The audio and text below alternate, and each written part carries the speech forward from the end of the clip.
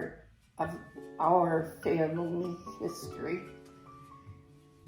that I want to talk about, and that's where you lived, where you were born, and where you lived until you were in your 30s. And that's Czechoslovakia. And Czechoslovakia was what we here in America, we would say Czechoslovakia was a communist country. We also called it living behind the Iron Curtain. There wasn't really an Iron Curtain, but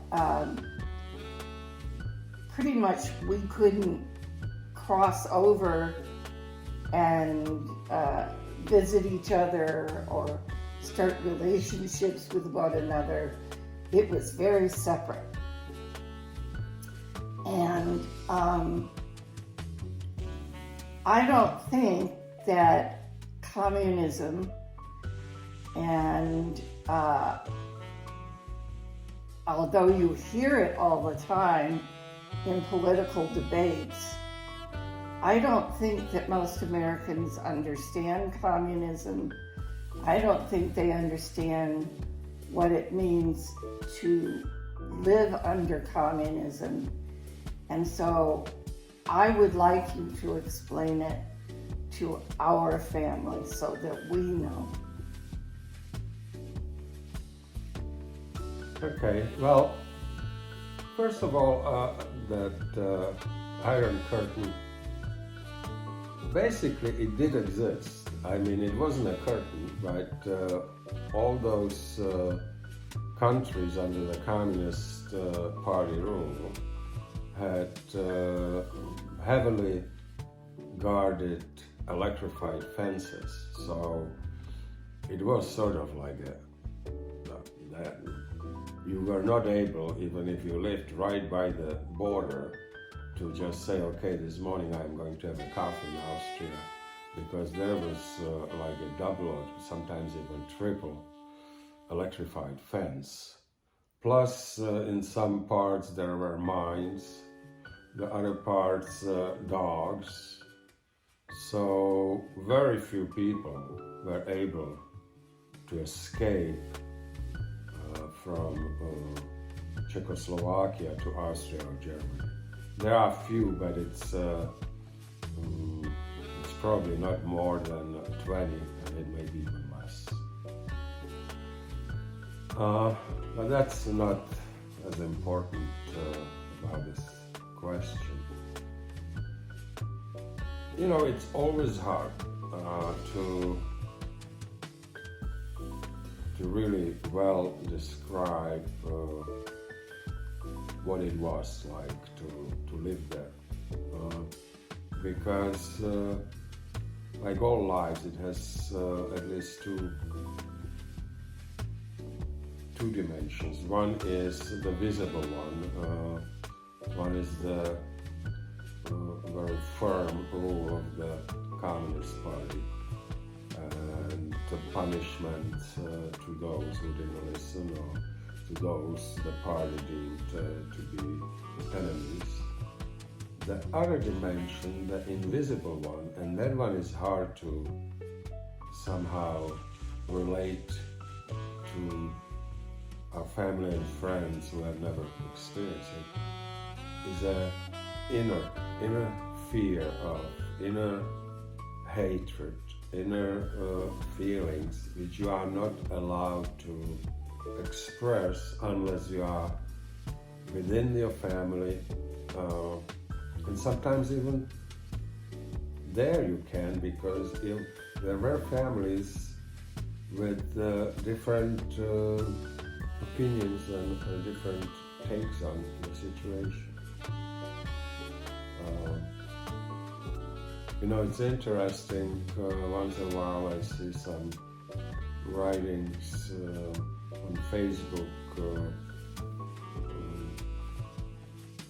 from some Slovaks or Czechs who are still nostalgic after the era of Communist Party being in charge, and I'm sure that there was certain segment of population, not necessarily the party members, who had life, fairly comfortable life, and they didn't need to worry about anything.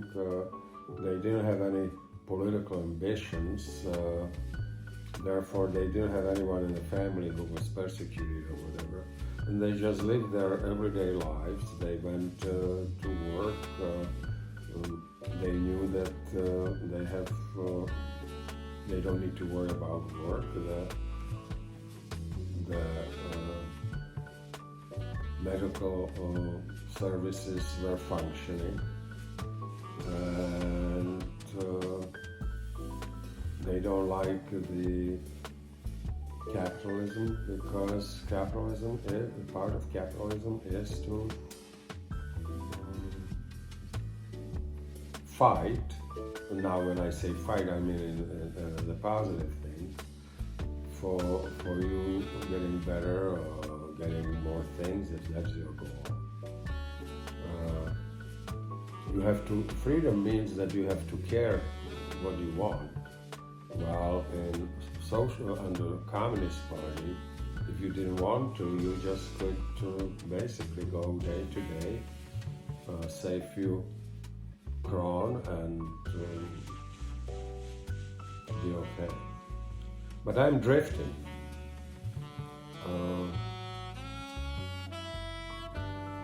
I was born in 1951, so that's only 6 years after the war, and only really 3 years after the Communist Party took over Czechoslovakia.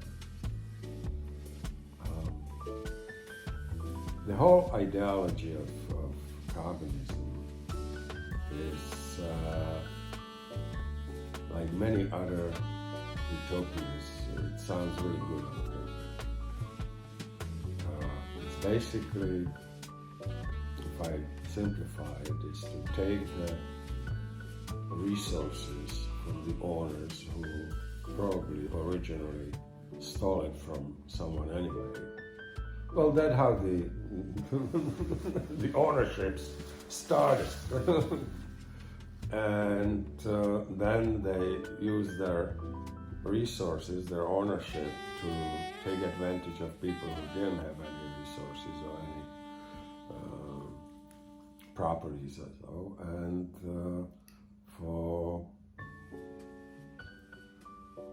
take advantage of them. So when in 19th century some of the philosophers started to question this and started to challenge how the society is functioning. It was Marx who was smart. He was more economist than philosopher, and he was the first one who was able to somehow write it down, what's wrong with the existing system. And then he continued in that analysis and said, well, really people who are producing, who are creating the goods, should be the ones who make decisions, and not those who were lucky enough because the circumstances or family or whatever own them. And I mean, if you are completely objective without any emotions, you have to admit that the proletariat, what we called, which were the workers, when the manufacturing started, when even Marx starting to write his things, there were still factories where people worked 16 hours a day. The miners were going underground for easily 12 hours or so. Of course, they didn't have any color OSHA to monitor the quality, and so people were dying in those factories, and nobody gave a damn. So the situation for this proletariat was really awful. I mean, kids, women, men worked long hours. They got few pennies that they only were able to survive, not even better themselves, but just survive. So his teaching, when it got simplified for these people, had a huge impact. And that's why the socialist agenda got such a strong support within the proletariat, within the working class, in the end of 19th and beginning of 20th century. And war just helped to even stir it more up, because, again, of course, the poor people, the proletariat, the poor farmers, so farmers' help, were the ones who were dying the most, especially on the Russian part, because in Russia, that army was pitiful. And the people who were dying in that war were all little mujiks and factory workers. So when the Communist Party of Czechoslovakia took over in 1948, it was basically a putsch in February of 1948. The fortune of many people changed. Immediately, the big factories were nationalized. The old management was purged. If they were lucky, they were just demoted to the rank of regular workers. And slowly but surely, all even smaller factories and later even retail stores were taken by the government, and all of it was under the government supervision. There basically were not left any small owners. Here and there they let some shoemaker to stay open, some smith who was making keys. Those kind of little stores stayed open. I believe Deda's Matustik store was taken away from him somewhere in the mid-50s. And he was a communist, and they took it away from him. So everything was owned by the state, and state was planning everything, and so there wasn't anything what we call here the market-driven economy. It was economy driven by the top communist bosses in Prague. Therefore, very often the things happened that suddenly there was not enough toilet paper, and people had to use the newspapers to clean their butts, and then they had black butts from the print. When the drugstore got the toilet paper from the central distribution, there was a line around 2 blocks to get 1 roll of toilet paper. And this kind of things were happening all the time because they were just not able to plan properly and because they just didn't know what to do. So we had one period of time when the salt wasn't available. Okay, so people were standing in lines for salt. There was never enough good meat or good produce. And the situation improved a little bit by 70s and 80s. There were not this kind of calamities. But still, if you wanted something like a good piece of meat for goulash or for schnitzels, it was good if you were a friend with the butcher, or your friend was a friend of the friends of the butcher. And that's how it worked. So what communists created, and I think this is important, and I'm coming back to it,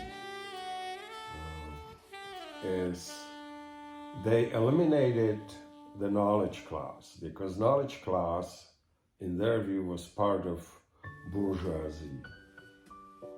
Mom asked me, not my mom, your mom. Me. What is bourgeois? Well, bourgeois was basically anyone who was part of the ruling elite. Ruling elite were the owners, small owners, owners of big farms, of fields, owners of factories. This was before corporations, right? And of course, part of bourgeois were also intelligentsia, which is funny because writers and professors in universities, teachers in high schools, they were to a certain level bourgeois, but they were also rather progressive, many of them. They certainly saw the faults of unbridled capitalism. But, in those days, if you were not saying that the communism is the way and the rule of proletariat over everyone else is the way to solve that problems, then you were already, they immediately labeled you as bourgeois, and if you were lucky, you were just demoted and you worked as a regular hourly person somewhere. If you were unlucky, you got a couple of years in a prison. If you were very, very unlucky, you got a lot of years in prison. And when you were super unlucky, then they hanged you. So that's how it worked. So Can you talk about your dad? Just sure. We need to realize one thing. Dad was growing up during the World War II. He was born in 1928, so when the Germans came in 29, when the Germans came, he was 10 years old in 1939, and then until 1945, they lived under German occupation. So all the generation, or most of them, grew up with a hatred for Nazis, because Nazis were not fun. And when we talk about my mother Magda, she lived like 4.5, 5 years in hiding from Nazis because she was Jewish, right? The whole family. She wasn't the only Jew in the family, okay? Grandpa was a Jew, grandma was a Jew, and Magda's brother Ernula was a Jew too. It was 4 Jews, and they were hiding. But I'm regressing. So after the war, and of course, both Slovakia and Czech Republic were liberated by Russians.